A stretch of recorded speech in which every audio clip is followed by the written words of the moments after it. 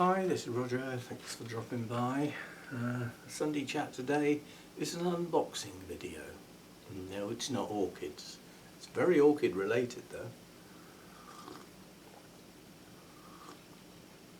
And it may or may not be any good, but I had trouble with this. I ordered it from Amazon and I don't like this because it's a cheat. If you log on to Amazon and buy something and pay Amazon for those goods, when you've got a hassle with them and they don't arrive, they just say, oh, contact the seller. I thought, hang on, I thought I bought it from you. Oh no. And you can't speak to anyone. So anyway, it said, contact your delivery company. So you go down the list on Amazon to find Hermes, and then you've got two options, and one is, did you buy it from Amazon? And when you go down in there, basically you can't get hold of Hermes unless you've got My Hermes, which means you have an account. So they get out of it that way as well. In the end, I had to contact the person that I really bought it from, indirectly, who were over the moon, so helpful. Basically, they immediately contacted Hermes. See, they can, because they have an account. And it turns out that Amazon said your package will be delivered on the 18th or 19th. They tried to deliver it on the 17th, when I wasn't in. And that was it. That was the end of it.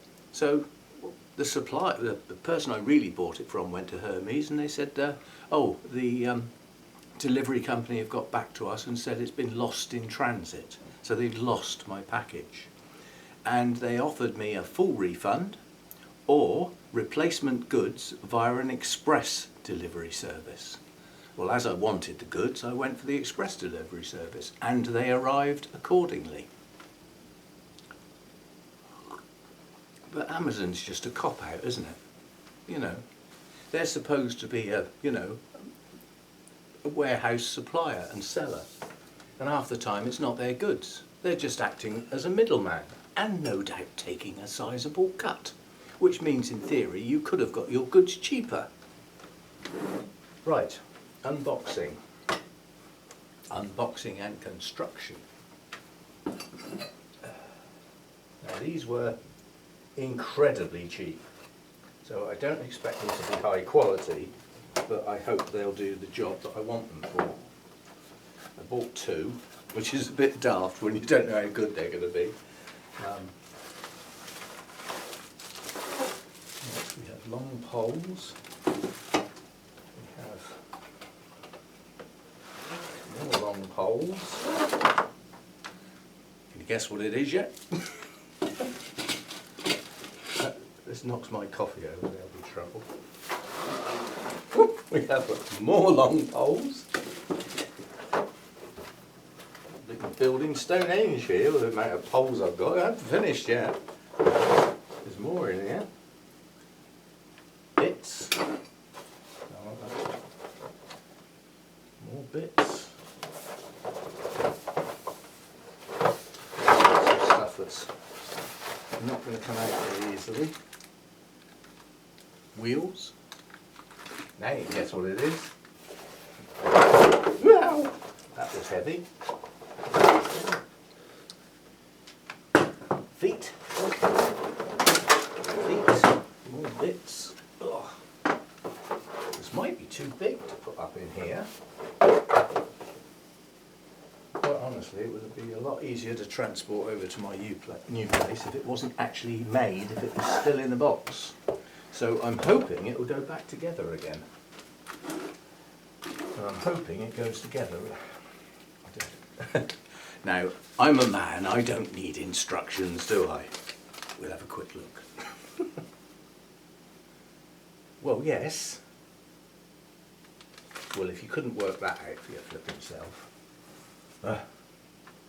Right, so let's get the bits out. It's all metal except for the feet. Well, feet and bits are plastic, but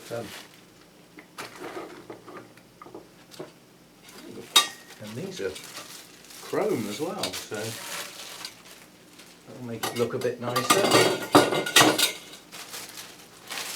But this isn't to look nice, this is functional. Well, that's what it looks like, quite honestly.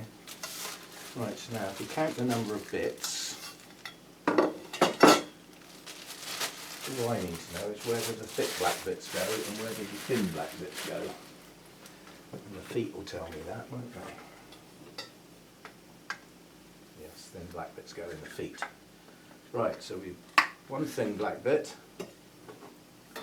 two thin black bits, and hopefully these are going to come apart again, and the other foot goes on the other end, preferably with the the pointy up bit facing the same way, because we don't want one side going up and the other side going down, do we? We should just push on and then square it up, and that goes on the floor for now.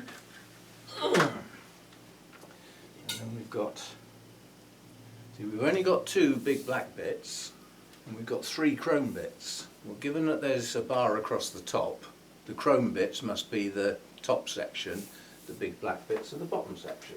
So you don't need instructions, you just need half a brain. Mind you, this is about as simple as it gets. So black bits go in there, then these are adjustable. That explains why the black bits are a lot bigger than the chrome bits, because the chrome bits can slide up and down via these gadgets. So that just fits on the top of the black bit. That. And then one of these goes woo in here. So it seems to want to fit in there. Why not? Let's see why not. There we go, that goes in there. And then that clips on there. I do see a downside here.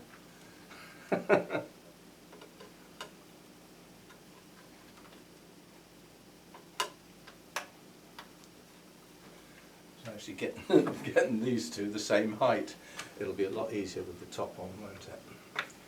And then these go on here.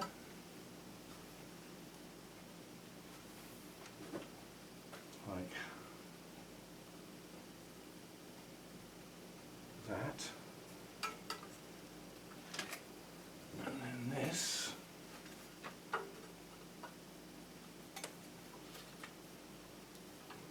sort of goes in there. I'm not going to push these in hard because I want to take it apart again and put it back in the box. And then, something that won't work here because of the way the floor is, we have wheels.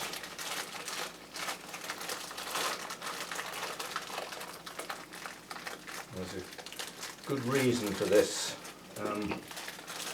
in the new conservatory, because it has a solid floor, no bumpy bits, and hopefully I'm not going to be able to turn this upside down. I haven't got the height, you say, I'm just about.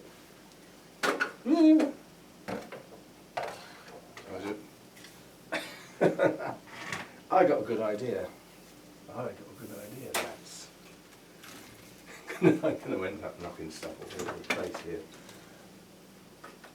Right, what we do is we do that. Then we put the wheels on, because we can then turn it upside down and the wheels will be at waist height. So let's see what I'm flipping doing. Right, so these just slot in.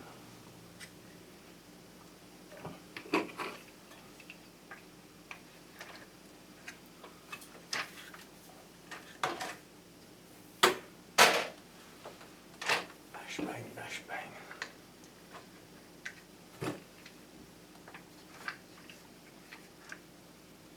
Right, well that went together easy, didn't it? And hopefully it'll come apart nearly as easy. It'll probably be a bit of huffing and puffing to pull those poles out because they sort of go in and stick.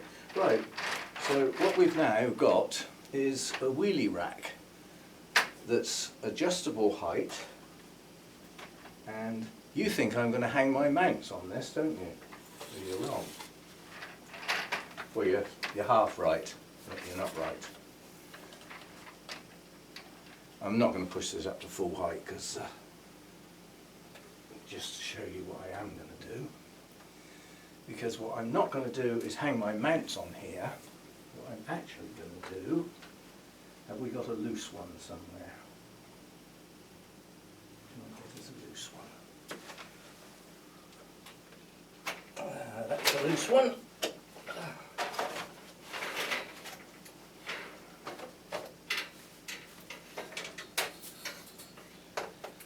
Because the idea is to fix the racks on here. Yeah? Actually, I presume you can see. I haven't got a clue what I'm doing. The camera's actually in the lounge, so far away. But that's the idea. I could either go like that and then attach racks downwards like that, or my idea is that if I put these on here like that, they can stick up a bit higher than the height of the unit, so that gets me right up next to the roof, and I can overhang them so that I'll actually have a wider area to hang my mounts on than the actual unit on wheels. So I gain space. So all these hanging racks all round here are going to be strapped on. Yeah, they can be wired so that they don't wobble around, and you have to bear in mind mounts don't weigh much at all. And whereas this was cheap and cheerful, I thought it was going to be really flimsy. It's actually quite sturdy. Yeah, so that's the idea, is to put the hanging racks on here. I'll have adjustable height. Chances are it'll go up to full height, and the racks will stagger downwards from quite close to the roof down to quite low. So just think, for those of you who watch Insa's channel, his racks are the whole length of the wall, and then what does he do? He gets a big fat grow light and shines it at the mounts.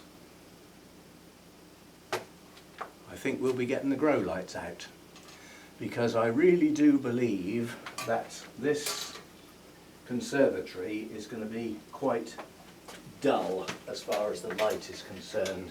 I mean, I can see today, you know, the sun's out, it's shining, and it's quite bright in here, and where the sun isn't, it's not quite bright.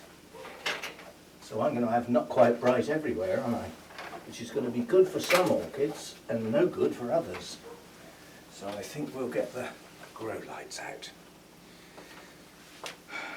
And I may do the same as Insa did for his grow lights, because it's sort of, I don't think I'm going to be able to hang anything from the roof, because there's no fixtures, and I don't want anything flimsy with a grow light hanging off of it, because I don't want to come down in the morning and find it smashed on the floor. So if I can't hang anything, what I can do is stick it on a pole, so to speak, and an ideal pole is quite honestly a microphone stand, because they have a good solid weighty base, 3 legs, tripods don't tip over. Yeah. So a good strong base, and if you get a boom microphone, under normal conditions you have a little bit sticking out that side, and then you have the great big long boom with the microphone on the end of it. Well, you can actually bring it back so that it's halfway, so that it's evenly spaced both sides. 1 grow light on each end, balanced, because they'll weigh the same. Planning, that's what it's all about. Right, so that's what was in the box, and there are 2 of them. I bought 2. It cost me next to nothing. Anyway, you know, I shopped around. I mean, you see the picture on the box, that's what they're supposed to be used for. It's supposed to be a clothes rack. But, you know, I just thought, well, it's adjustable height. It's not that wide, and if it's not too wide, the bar across the top isn't going to sag. You know, its material will keep it solid. So that was good. And it's on wheels, which round the other place will be useful. Because like if I'm working on some shelves here, I can just push that out the way and push the other one out the way. And then move them over here when I want to do this bit. So it makes the mounts totally mobile. We like that. So are we looking forward to the new place yet? Right, so that was that's what was in the box. Now the hard bit, trying to get it apart again. I bet it really doesn't want to come apart. Ooh, I don't know. So I didn't push these in hard, literally. When I put it together next time, I will actually... see, now that one can stay on there. It won't get lost. Those are clipped in, so those just slide out nicely because they've got an adjustable clip. And the clip can stay on the pole. Just pull the poles out.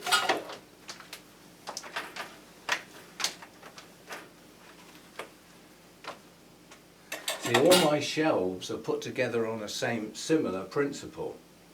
You know, they've got plastic bits with holes in that the metal rods go in. Logically, they should just pull apart.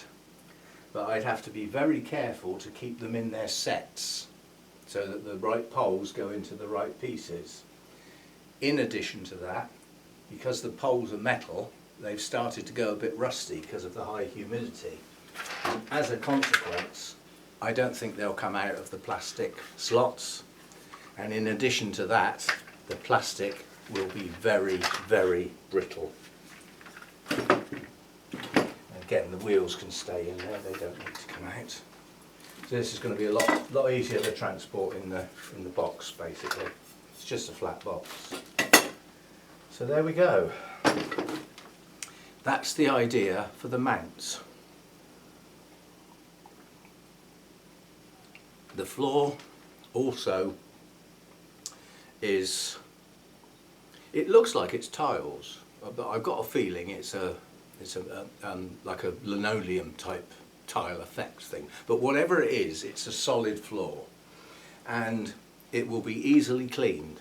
I mean, I've actually got a steam mop if I really need, you know, if I let it get too dirty. But obviously, whereas this I didn't care, that I will have to care, and we will have to keep the floor clean. Now obviously a brush to pick up dead leaves, bits of bark that fall down, all that sort of stuff. Quick sweep round now and again, possibly a quick hoover round now and again, and possibly now and again run the mop round. And when I'm watering the mounts, I'm going to get drips on the floor. Yeah? Now I could get something to put underneath these mobile things and sort of wheel it over the top, say like an opened up dustbin bag, piece of plastic, and wheel them over the top, and then the water would drip on that. And then obviously I can just pick it up. But I think it will be easier to let the water drip on the floor and just mop the floor up afterwards. Just leave it dry. So, plans coming together.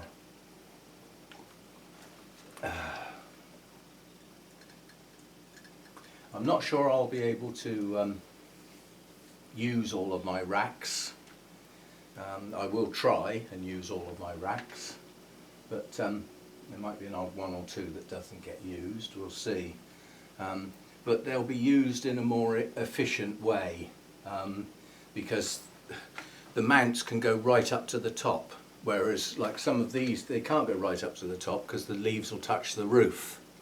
Yeah, but if I come down an amount from the roof, then tall leaved plants can still go right at the very top of the rack because there'll be room for the leaves, whereas these, you know, they've evolved and been fixed in place with the wires now. I can't be bothered adjusting them or anything.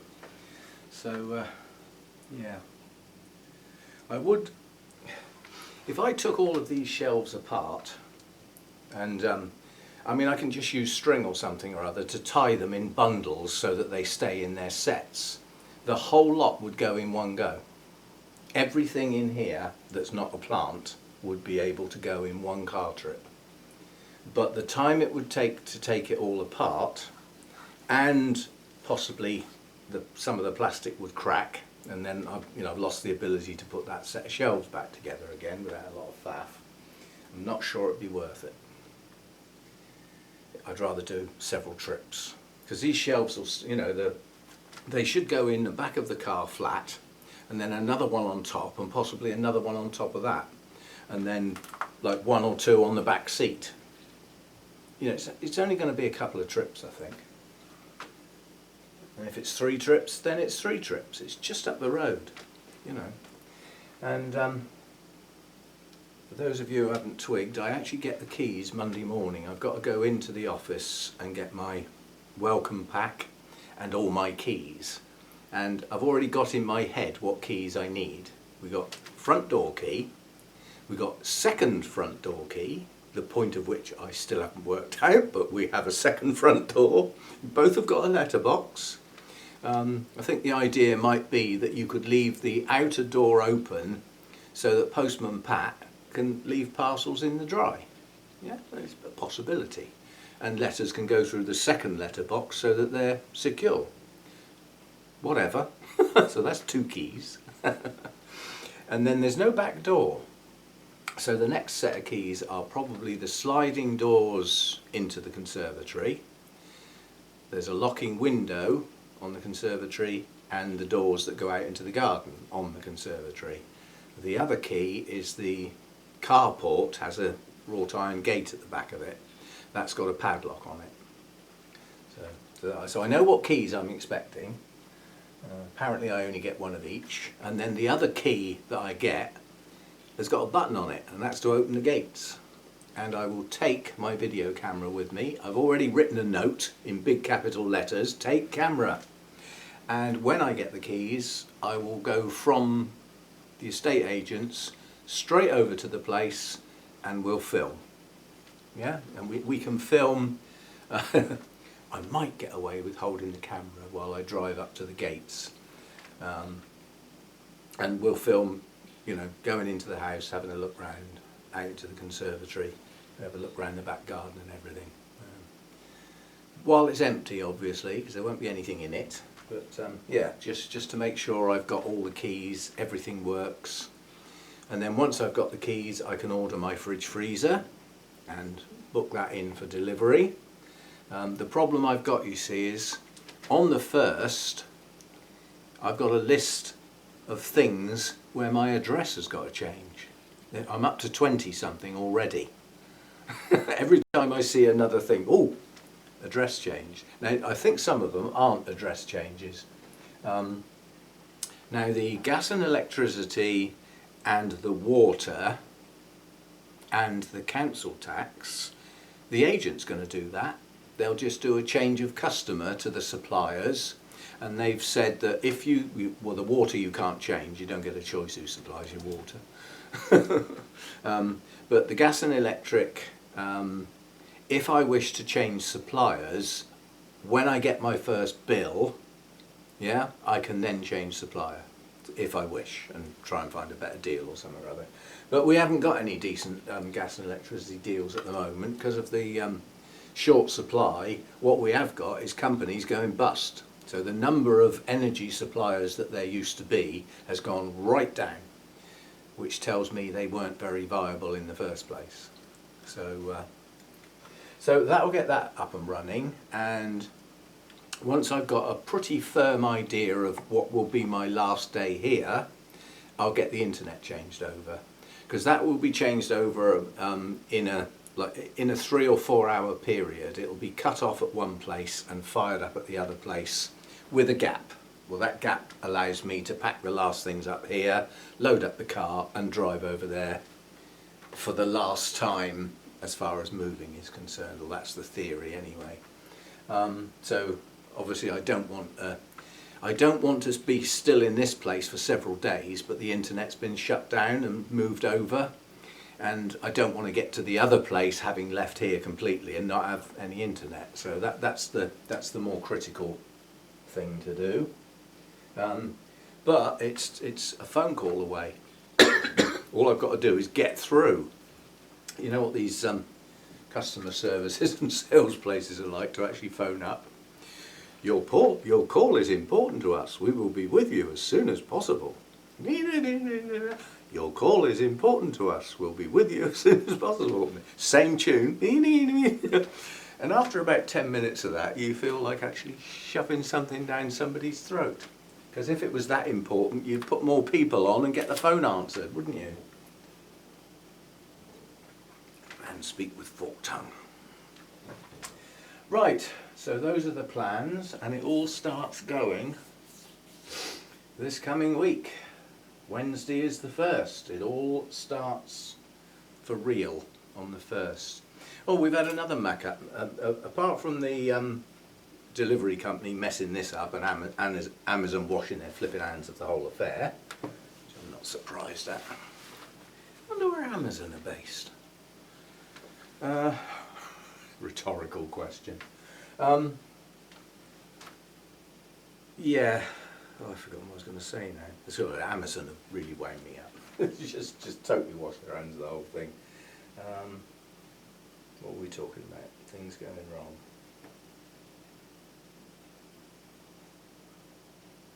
Oh yes, things going wrong. I got in touch with a company that deal with shredding, paper shredding, document shredding, you know, secure waste disposal type of thing. And the deal is, you buy recyclable sacks and they deliver them to you. You fill them up with your, you know, waste that you want shredded and make an arrangement for them to come and collect them. Job done.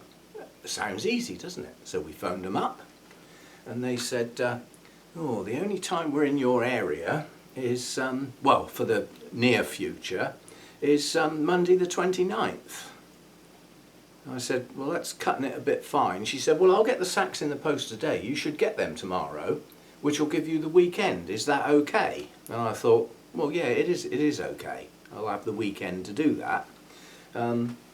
Yeah, so Friday came and went, no sacks. Saturday morning was well underway, and I thought, we still haven't got our sacks. We're starting to cut it fine now, because I doubt if there'll be any post now till Monday morning, and they're coming to collect them Monday morning. Phone them up and see what happens. Our offices are only open Monday to Friday. I can't even speak to anyone till Monday. So, and on their website it actually says, if you've booked a collection and you wish to cancel it, you need to give us 3 working days notice. I didn't have 3 working days to give them the notice, and I didn't know the sacks weren't going to turn up until there was only 1 working day left. So they can stuff that. they're not bloody charging for that, that's for sure. Yeah, so I've got that hassle on Monday. I've got to contact them, you know, explain that their sacks haven't turned up. They'll probably turn up on Monday, but unless those collection people turn up last thing in the day, I can't do it. In which case, it shouldn't be a big deal. All we do is book another date later on. And those sacks can stay here. And whatever day they're coming to deliver, I can come back here. Or we can change the collection address to the new place, and I'll chuck all the sacks in the car and take them over there. And they can sit in the carport waiting for the collection people. It's manageable. It's just hassle. It's hassle I don't need. The lady shouldn't have let that order go through.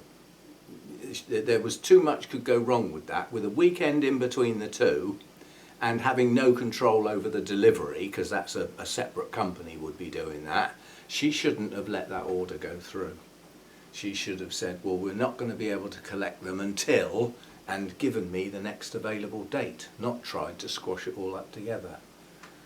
Yeah, so that's something else I'm going to have to sort out on Monday, which I can do without. Right, so there we are, an unboxing, a chat about stuff going on, and these don't go into shows very often, and I might start to change those things. The Dracula Bella, it looks like the spikes are now going to bloom from now on, because this one's swelling up nicely, so that's going to bloom. This one was supposed to be a sequential spike, but I don't think it is. Nonetheless, it did bloom. I don't see any new spikes coming out at the moment. Some roots pushing down into the pot, and we have another spike with a bud on, so I think that's going to bloom. But I didn't get that out specifically to show you, I just did because it was in my hand. It's because it was in the way. We ought to get more Restrepias out. I mean, the blooms on this, I'm not going to be able to get really close because it won't focus. But the blooms on this are absolutely gorgeous. The deepest red colour, lovely markings. And, you know, this one, it's got a dead leaf on it. But there's a reason the dead leaf's still there. It's because it's growing a kiki at the base of that dead leaf, and I want to wait till the kiki gets big enough to remove before I take the dead leaf off. That's the reason there's a dead leaf there. But I mean, this has got a few blooms. It's got two here, another one here, another one down here. Several have just gone over. There's a bud here. So, you know, it's doing okay. That is Restrepia sanguinea, or sanguinea, depending on what you want to do with the EA on the end. I mean, there is a word there that is guinea. You know, it's an old coin that we used to have in the UK, a guinea. It's a pound and a shilling, I think, in the old, I was going to say in the old black and white money, you know what I mean. But yeah, I think it's guinea, whatever. But yeah, lovely blooms, and it's starting to get some roots. It didn't have many when it was potted up. And yeah, the other big Restrepias I can't get out without moving to plants, so we won't do that. We won't do that. We will be, I believe, our Christmas do next Saturday, which nearly got forgotten, because arranging to come for Hannah to come down over that weekend, take the Monday off work and give me a good amount of help with packing. Well, we're not going to get any packing done on the Saturday. I'll be picking her up and going straight to the Christmas function, Christmas lunch. And then when we come back from there, I don't think we'll be doing much packing on the Saturday somehow. But they do have the competition tables running at the Christmas do. And I think we'll be taking this one in because in a week's time, it's highly likely that all of the buds will be open. And that's quite a nice little spike. And it's a very, very attractive bloom. Typical sort of odontoglossum type shape, old-fashioned type thing. If you look this up, it does actually have a name. It's Wilsonara tiger tail. I don't believe that's a registered name, so that's going to be a trade name. It's a nice name, but what I like about this more than anything is it is the edge of the lip has got a distinct pinky purpley tinge to it. So you've got yellow and orangey red, tigery type markings, and then that lovely pink on the lip with that single red spot in the middle. So yeah, I might take that one in. But the plant will have to come in the car with me to pick Hannah up and then to the do, so it's going to spend a long time in the car. But it's not a big deal. I mean, the car will be warm, or you know, warmish. I don't like my car too warm when I'm driving. And we've got a lot of spikes coming on now, so we've got quite a few blooms to come.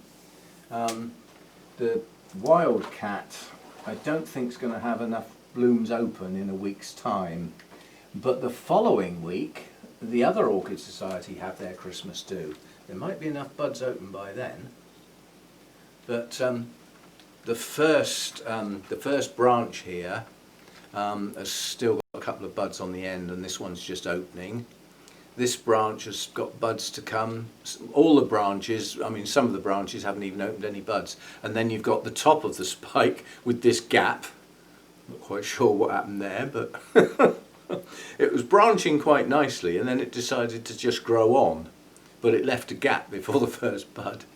So it's going to be a while before they're all open, that's for sure. And we could end up in that horrible thing where By the time the top buds are open at the top of the spike, the ones at the bottom are starting to go over. That does happen sometimes. But if we have to wait for the next meeting, we'll be waiting till the end of January. They're not still going to be out by then, that's for sure. But there's other stuff coming along. I'll say all the twinkles are pushing on quite nicely now, so we'll have twinkle time. There's a twinkle care collab coming up middle of December. Now, I don't know, I've got a feeling none of mine will actually be open by then. It's only just over 3 weeks. Actually, it's just over 2 weeks. I think it's the 15th. So not 3 weeks. I don't know whether my buds are far enough advanced to be open by then. But it's, as a care collab goes, it's going to be a bit, I'll call it messy, because it will be for the watchers. Yeah? I think there's about 15 YouTube channels are going to take part. Well, they're not all going to get watched. Well, that I can safely say. So people are going to pick and choose, you know. So, whereas when there's only a few, when there's a care collab with say 3 or 4 channels, there's a great chance that they'll all get watched, to have a look at the different people's setups, growing methods, you know, different media, all that sort of thing is what it's about, this care collab. But when there's that many channels, I can't think, unless everybody just decides let's try and keep these as short as possible this time, more will get watched. So we'll see, we'll see. And I think there's another care collab, something or other. I don't know. You know, it's funny how things change. This, my Cattleya cernua, what was Sophronitis, once upon a time at the Christmas do, got a first. Well, it ain't going to get a first in a week's time, is it? Because the new growths are only just starting to show signs of opening, are they? Yes, one. One new growth has just split. The leaf just opens up in the centre and the buds are all there ready to go. But that spike's got to extend and the buds swell and open. Well, that ain't going to happen in a week. And that's only one. You know, we've got all these new growths all round here as well. And that particular year, it bloomed early and it was a mass blooming. All the new growths opened at the same time. So they were all out together. And given that you get, I don't know if I can count those yet, you tend to get 3 or 4 buds per new growth. You know, well, if, it's like I said, if you sort of go, where are we? 1, 2, 3, 4, 5, 6, 7 new growths times 3 or 4, that's an awful lot of blooms. And for the size of the plant, the blooms are a reasonable size. And a lovely orangey red with a yellow centre. So I'm looking forward to that, but I don't think it's going to make it in time for any of the Orchid Society do's. They're not long lived, the actual blooms. Right, so that'll do me for today, and thanks for watching. Thanks for those who've subscribed and those who are about to, that would be nice. Don't forget your thumbs up, all helps the channel. And yeah, there's a buy me a coffee pops up every now and again, and there was another one I saw this morning. Thank you. They turn up now and again, just pop up where somebody's seen something they particularly liked and fancy leaving a tip, you know, for that video. That's the idea of that. And then the Patreon thing is that's an ongoing thing, supposedly. So people join up and sign up for a sort of regular monthly payment, and I'll apologise to those people at the moment. The idea is that there are tiers. There's a basic tier and they get the ad-free version of this Sunday chat early, because I can only post one at a time. So I do that first, so they get an ad-free version of the Sunday chat and they get it early, should they choose to use that. And at the moment that's all I'm posting, because I haven't got time to do the extras. But that's the basic tier. The next tier up and the top tier are supposed to get specials, things that are just for them. I will get onto that. It's not forgotten. Yeah, the idea is there will be some videos unique to those tiers that don't go anywhere else. So they're for those viewers only, specials.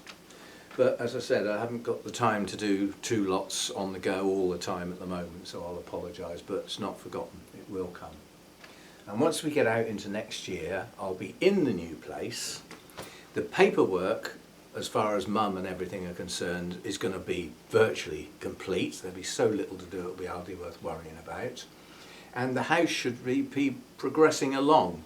For those of you who didn't catch the end of yesterday's video, we had 8 viewings on Saturday, and before the last viewing had finished, one of the earlier ones had already made an offer on the house. And I've had a look at the notes on the, I log into an actual site. I've got an account with the estate agents handling everything.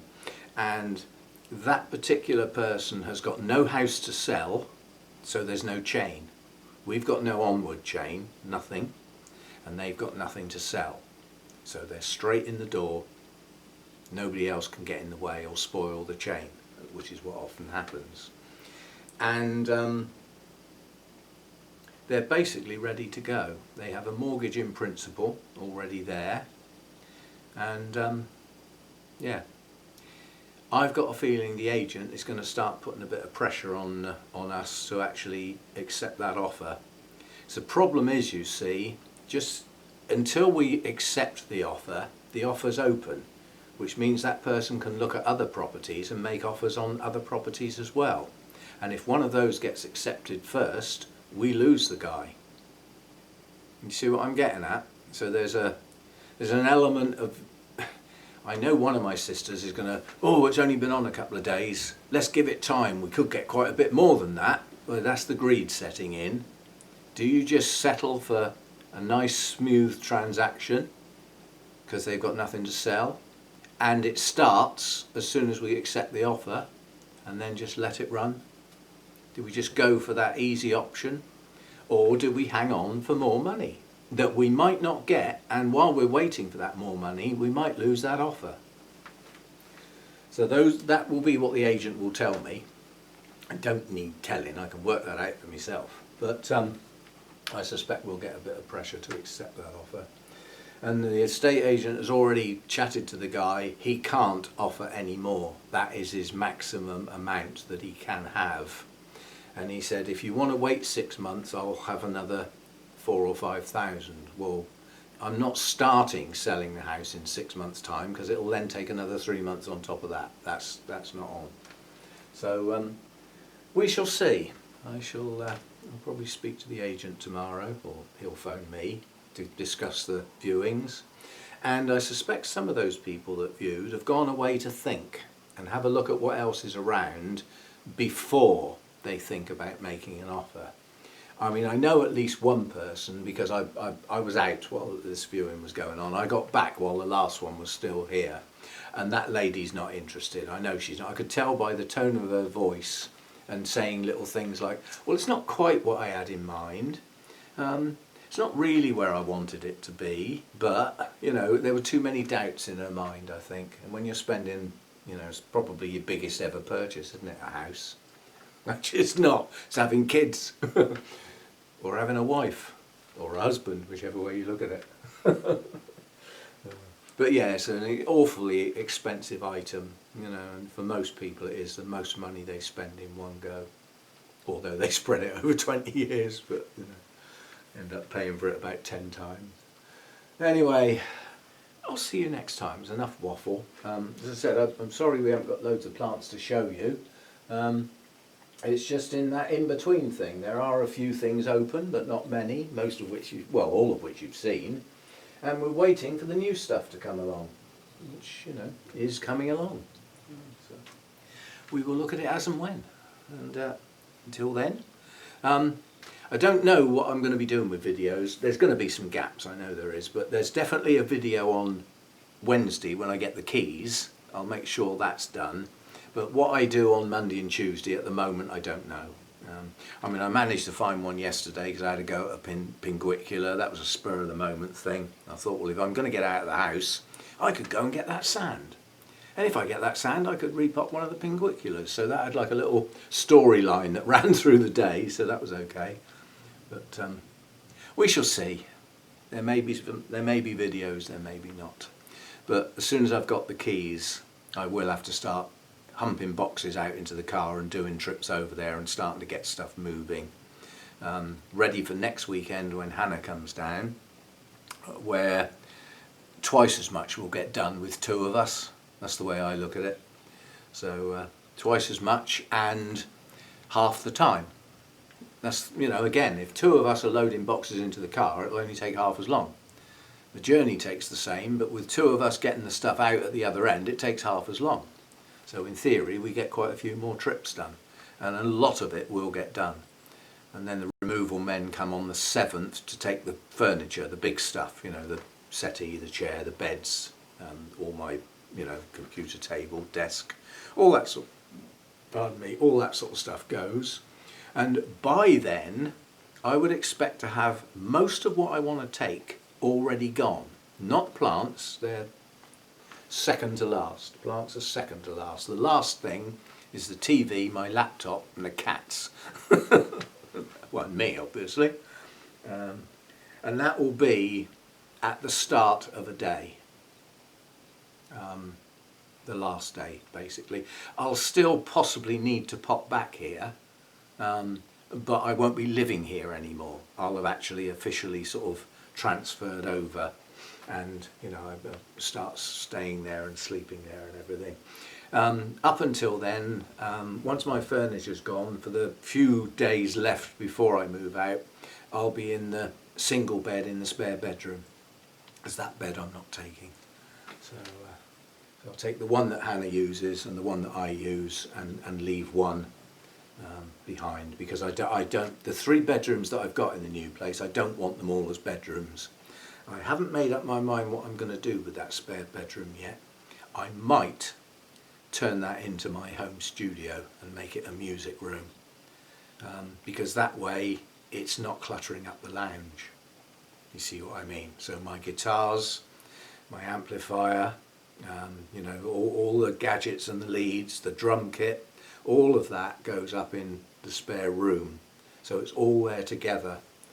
Now, okay, the fact that it's not on the ground floor might mean I won't think about using it so much, but the fact that it's all there together, it can be set up and left set up, so I can just walk in and use it, and that probably means it will get used. And all I've got to do to get it working is just take the laptop up, yeah, and wire the laptop into the system, and we're up and running. So we might set all that up in the spare bedroom. There's lots of cupboards in this place. Well, you'll see when I video it. So there's an awful lot of storage space that's behind a door. And I like that, because you can pile an awful lot of stuff in a place like that, as long as you can get the door shut. It's out of sight, out of mind. So we shall see. We'll see. It's all coming together. I'm still not happy about it all, because I can see things that can go wrong, but the number of things that can go wrong is getting smaller and smaller and smaller, and the amount of time to deal with them is getting smaller and smaller and smaller. And on the 1st, it all starts for real. So, and you can come with me on the first trip with the keys in my hand. See you then.